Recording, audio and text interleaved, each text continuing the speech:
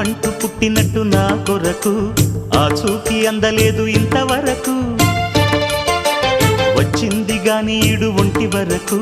వేధించలేదు నన్ను జంట కొరకు చూశాక ఒక్కసారి ఇంత వెలుగు నా వంక రాను అంది కంటి కునుకు ఈ అల్లరి గారడి నీ లీల అనుకోనా నీ పేరు ప్రేమ అవునా ఇవాళే నిన్ను పోల్చుకుందా